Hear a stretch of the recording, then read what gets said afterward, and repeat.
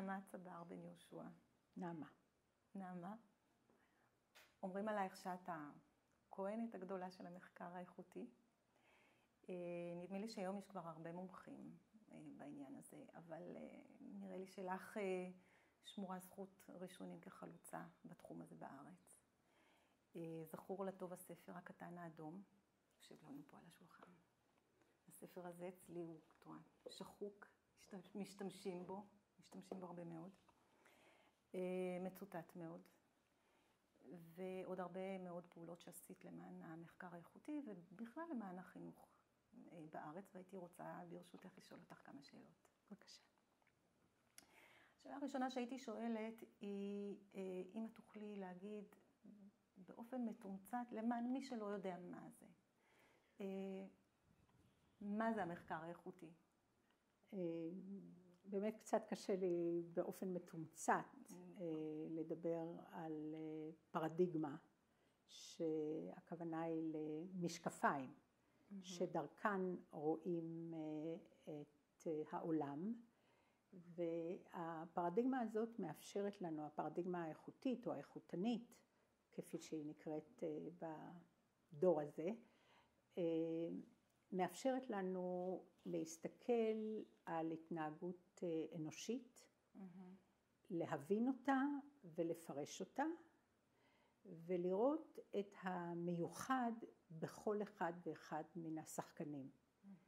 השחקנים זה אותם אובייקטים שאנחנו מסתכלים עליהם. הכוח של הפרדיגמה הוא בזה שהיא נותנת ביטוי לשונה, למיוחד, ומאפשרת לשמוע קולות מגוונים, קולות אחרים, קולות שבפרדיגמות מחקריות אחרות לא נשמעים. כשאת מדברת על פרדיגמה, למה זה מנוגע? אם זה בניגוד ל... פרדיגמה איכותנית היא עומדת מול פרדיגמה פוזיטיביסטית. זה יוצא מתוך אפיסטמולוגיה אחרת, יש עולם דעת שעומד מאחורי זה, יש תפיסת עולם שעומדת מאחורי זה, זה האופן שבו אנחנו מסתכלים על המציאות. בפרדיגמה האיכותנית אנחנו רואים את המציאות כמכלול שלם, שאי אפשר לחלק אותו לגורמים, כי החלוקה תהיה מלאכותית. ואילו בפרדיגמה הפוזיטיביסטית אנחנו מנסים לפרק את הכל לגורמים וגם לפקח עליהם. אנחנו רואים שהמחקר האיכותי תופס במיוחד בתחום החינוך, או אולי לא במיוחד, תופס מאוד בתחום החינוך. ורציתי לשאול אותך, מה לדעתך סוד ההצלחה שלו דווקא בתחום הזה? אני אקדים ואומר שזה לא רק בחינוך, אלא למשל עבודה סוציאלית מאוד משתמשת בפרדיגמה האיכותנית, אלא שיש הרבה יותר חוקרי חינוך מאשר חוקרי עבודה סוציאלית, ולכן הנראות היא גדולה הרבה יותר. הסיבות לכך לטעמי הן גם חיוביות וגם שליליות.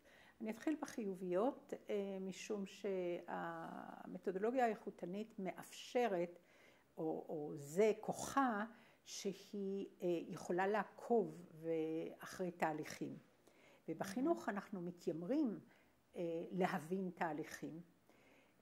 ואילו המתודולוגיה הפוזיטיביסטית, זאת אומרת הכמותנית שעומדת מול האיכותנית, היא מתעניינת בתוצרים, בשלב הסופי, במהו המוצר האחרון שאותו אפשר למדוד, שהוא גלוי, שהוא נראה ושהוא מדיד.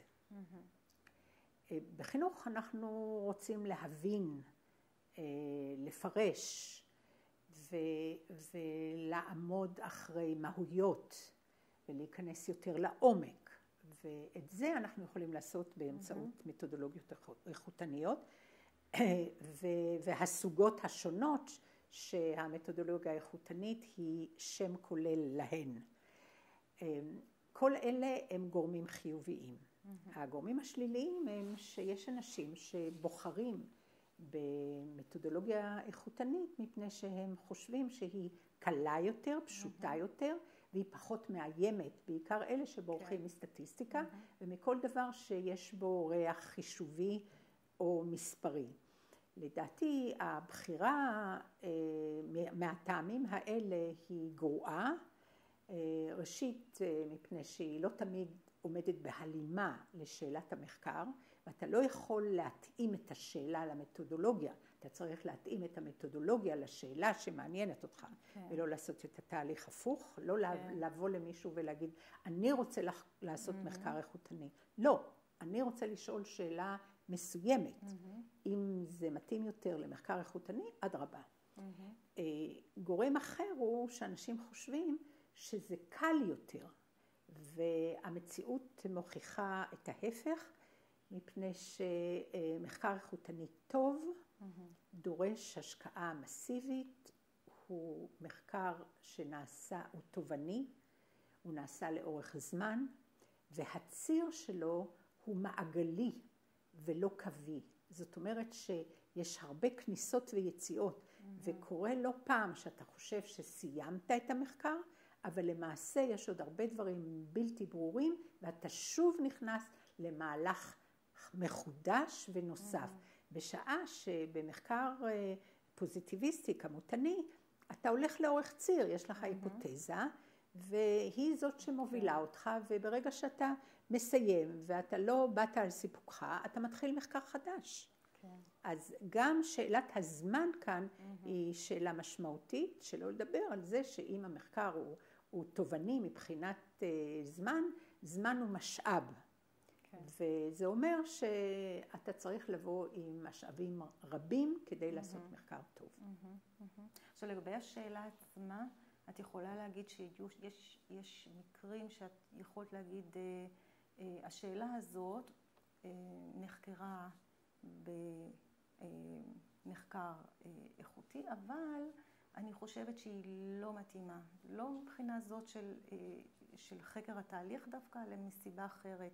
כי אולי דברים כבר מוכרים, כבר ידועים, אולי זאת גם יכולה להיות סיבה. אם דברים מוכרים וידועים, אז הם לא צריכים להישאל לא במתודולוגיה האיכותנית ולא בכמותנית. אבל שאלות שמתייחסות לתוצרים, כמו שאמרתי, לשאלות כמותיות, כמה ילדים, איזה סוג, איזה מגזרים באוכלוסייה, מהם ההישגים, מה הקשר בין ההישגים ובין המשתנים הסוציו-אקונומיים, החברתיים, כלכליים של הילדים. אלה שאלות קלאסיות למחקרים כמותניים. כשאת מבקשת לדעת מדוע, כשאת מבקשת לדעת איך, כשאת מבקשת לעקוב אחרי התפתחות מסוימת, אז יש מקום לשאול שאלות במתודולוגיה איכותנית. ההבדל הגדול הוא שאת באה למחקר איכותני כשאת אמורה להיות חפה מכל הנחה מוקדמת. אני אומרת אמורה, ואני אומרת את זה במרכאות כפולות, כי אף אחד מאיתנו הוא לא חף מהנחות מוקדמות. אנחנו באים עם ביוגרפיה מסוימת, אנחנו באים עם עולם ידע מסוים, אבל אנחנו צריכים להיות פתוחים ככל שניתן. ואילו במחקר פוזיטיביסטי, כמותני, להפך, אתה בא עם הנחה שמובילה אותך להשערה, ואתה מבקש או לאושש או להפריך את ההשערה. זאת אומרת, אתה כבר בא עם איזשהו ידע מוצק, ואתה מחפש את קיומה של התיאוריה בתוך האתר הנחקר. והמצב במחקר איכותני הוא ממש הפוך. אתה מתחבר אל התיאוריה אחרי שכבר מצאת דברים מסוימים, ואז אתה מנסה לראות לאן זה יכול להיכנס בעולם התיאורטי הקיים, ואיפה אתה יכול לתרום פיסת ידע נוספת.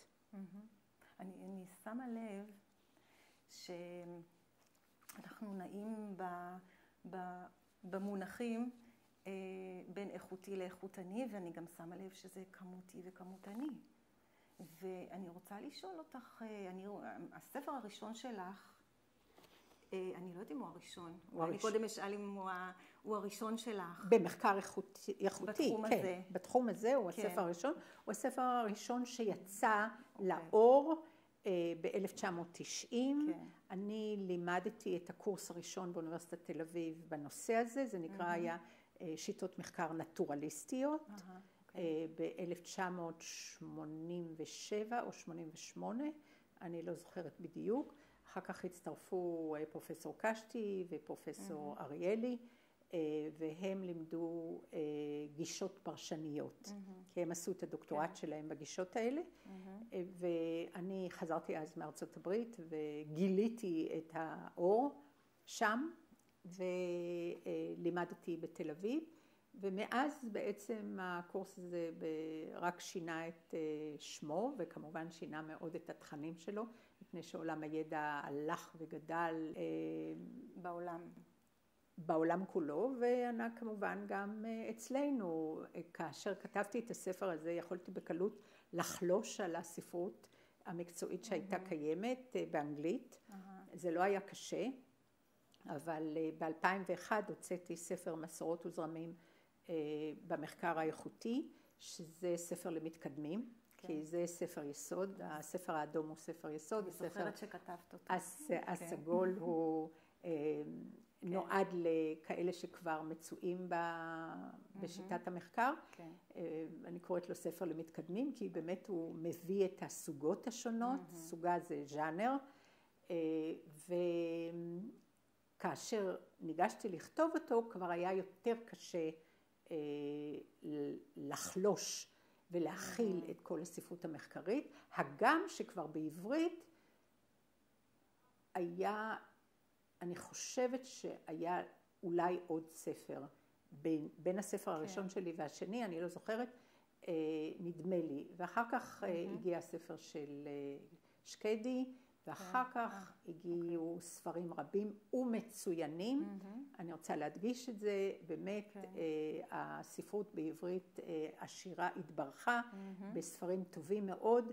מה שמאוד מקל על החוקרים זה שהספרים הבאים התחילו להתמקד בהיבטים השונים של המחקר האיכותני, בכתיבה, בניתוח הנתונים, בסוגה מסוימת, למשל בנרטיבים, אחר כך גם בספר שעוסק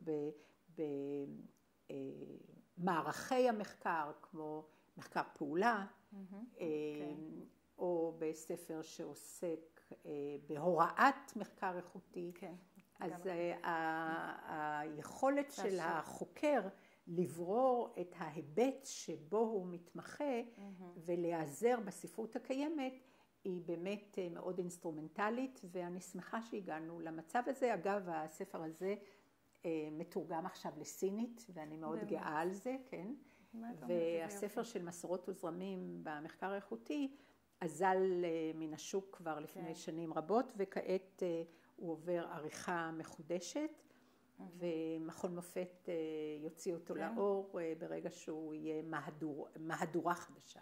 כן, גם הספר הזה ראיתי, יצא ב-90, יצא במהדורה שנייה 93, 7 הדפסות היו, לספר הזה היו 7 הדפסות. אני לא חושבת שיש טעם להוציא מהדורה מחודשת, כי נראה לי שדווקא בתחום הזה יש מספיק ספרים היום שיכולים לענות על הצורך. שאלת לעניין האיכותי והאיכותני, זה כרוך בהיסטוריה של השמות. אז שנייה אחת, אני רוצה לשאול אותך עוד פעם, כי אני באמת, מתוך הדברים שהעלית, אני בעצם צומחות לי 2 שאלות. דבר ראשון, באמת אותה שאלה של איכותי או איכותני, שאני אשמח לשמוע את התשובה. והדבר השני, את הזכרת את האור. זאת אומרת שחזרת מארצות הברית ושם ראית את האור, והמטאפורה של אור היא מטאפורה חזקה, אז אחר כך אני אשאל אותך על האור הזה, אוקיי? מה זה שם בדיוק האור? אז נתחיל עם העניין הלשוני אולי של איכותי, איכותני, אם יש הבדל, ובכלל איך, אם את היית הראשונה שכתבת על זה, אז את היית צריכה להחליט על המילה שתהיה פה, שתככב כאן, ובעצם היא זאת שאחר כך דורות המשיכו לדבר איתה. אז באמת לסוגיה של הכינוי של שיטת המחקר, היו מאבקים, הייתי אומרת אפילו, לשוניים. qualitative בעיניי, quality זה איכות, ואני נעזרתי באקדמיה, והאקדמיה אמרה לי שמחקר איכותי זה שם ראוי. הם ניסו למצוא שמות חלופיים, ואף אחד מן השמות לא הלם את המשמעות, אבל הפוזיטיביסטים נעמדו על שתי הרגליים האחוריות ואמרו, מה, אנחנו לא מחקר איכותי, אנחנו לא טובים מספיק, וכאן האיכותי בא לא כשם תואר, אלא כשם עצם, וזה מאוד ברור, כשאומרים מחקר איכותי, זה ברור שהכוונה היא לא לתת הערכה או ציון, אלא לציין את סוג המחקר. אבל כאשר ראיתי שיותר ויותר אנשים מבקשים ומשתמשים במונח איכותני, קיבלתי עליי גם את הדין של אחרי רבים להטות, ואני משתמשת בזה באופן לגמרי טבעי, אבל אני טוענת שאם אנחנו אומרים מחקר איכותני, אנחנו צריכים להקפיד לומר מחקר כמותני.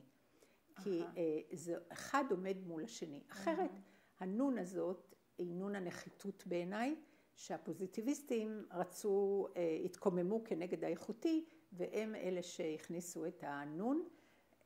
מפני שבשפה העברית נון יכולה להיות גם דרוגטיבית, שלילית. את יודעת מי... לא, אני לא יודעת או שכללית את חושבת שזה... מי היה, אבל אני חושבת שהפוזיטיביסטים היו אלה שמאוד התקוממו כנגד המחקר האיכותי. אני זוכרת עד היום פוזיטיביסטים שאומרים לי מחקר what?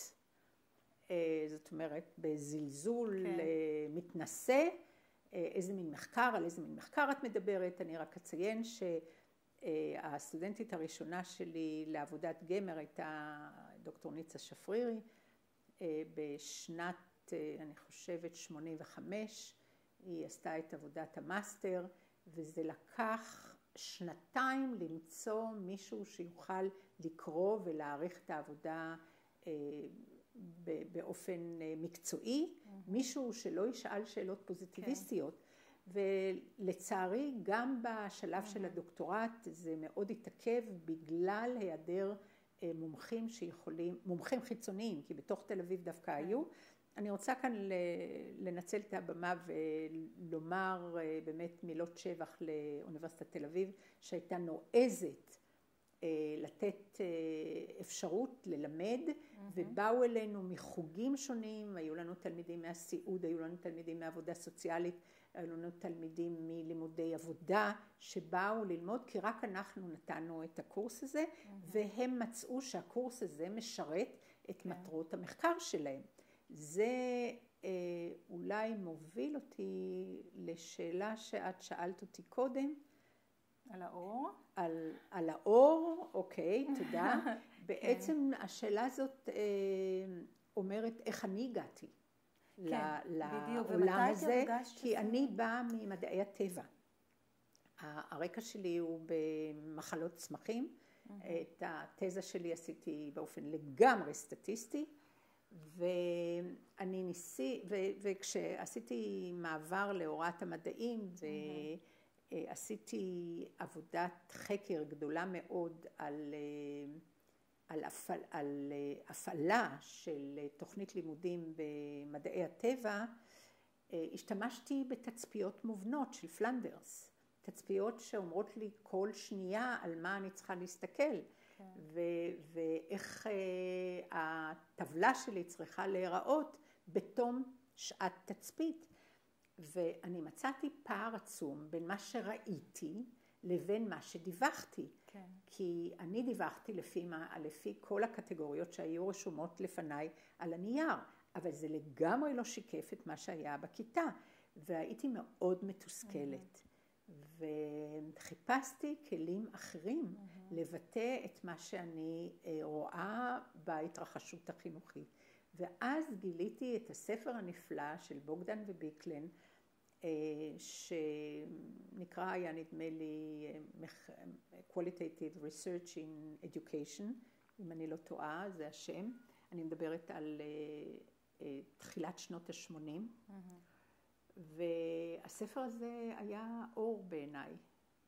ואני חושבת שעד היום הספר יכול להנחות אנשים שרוצים להבין מה זאת המתודולוגיה האיכותנית. אמנם הוא עבר עריכה מחודשת ויש לו מהדורה חדשה, אבל העקרונות נשארו אותם העקרונות. כן. אז זאת אומרת שבעצם כבר כשכתבת את הספר הזה, את הרגשת שזה דבר גדול, שזה ביג דיל. אני לא חושבת שהרגשתי שזה ביג דיל, גם היום אני לא חושבת שזה ביג דיל. אני חושבת שזה כלי. תראי, ימי עיון בנושאים שנתיים, בנושא של סוג מחקר, פרדיגמה מחקרית, זה לא דבר שהוא כל כך שכיח. נכון, הסיבה שזה, אמרתי, הסיבה שזה תופס נפח כזה, כי זה מתאים לעולם העשייה שלנו. בכל זאת אנחנו רואים שכל הזמן יש פיצולים. אם זה הגזע, אז יש לו הרבה מאוד ענפים, וענפים גדולים וענפים קטנים, והוא מסתרג והוא מתפצל, והפארות שלו רבות, גדולות ועשירות. ויש מחקר עצמי, ויש מחקר קבוצתי, ויש מחקר שיתופי, וזה הכל פועל יוצא של צרכים שמחפשים תשובה לשאלות שמעסיקות את החוקר. ושוב אני חוזרת לעובדה שגם אנחנו, כי אנחנו עוסקים בהתנהגות אנושית, וגם כי אנחנו מתעניינים בתהליכים. בגלל שני הגורמים האלה, הפרדיגמה הזאת מתאימה לנו, אבל לא הייתי רוצה לראות את השדה החינוכי כשטוף או נכבש על ידי פרדיגמה אחת בלבד. אני חושבת שזאת טעות, ואני חושבת שיש לעולם הפוזיטיביסטי מקום לתרום הרבה מאוד, באותם מקומות שהעולם האיכותני לא יכול לתרום. כן. אני רוצה לשאול אותך, נעמה, האם את רואה שיש מילים או מושגים שמאפיינים את המחקר האיכותי? בוודאי. אני חושבת שזאת חשיבה מושגית אחרת. נתחיל בעניין הזה של שאלה ראשונית. הזכות לשנות את השאלה נובעת מתוך כך שאני נכנסת לאתר המחקר בלי שאני מסוגלת לנסח עד הסוף את השאלה. ואם האתר מציף אותי בדברים שלא חשבתי עליהם קודם, והם יותר מעניינים אולי מהשאלה שאיתה הלכתי למחקר, אז מותר לי, וזה להפך אפילו רצוי, שאני אשנה את שאלת המחקר שלי. אז הזכות הזאת להפוך שאלה ראשונית לשאלה מחקרית, קיימת רק במחקר שהוא באמת פתוח וקשוב לאתר המחקר. אמינות, המושג של אמינות מול מהימנות ותוקף. האמינות נותנת לי את הבסיס למה הקורא יכול להאמין למחקר שלי שהוא מאופיין בסובייקטיביות, הוא מאופיין בהשפעות של החוקר על האתר הנחקר. אז מה אני עושה כדי להגביר את האמינות של המחקר? אז אני לא אכנס לזה עכשיו, כי זה להיכנס למתודולוגיה כולה, אבל המושג אמינות לעומת מהימנות ותוקף, יש לו מקום כבוד. שילוש, שזה לא השילוש הקדוש, אבל זה שימוש מה שנקרא בלעז טריאנגולציה,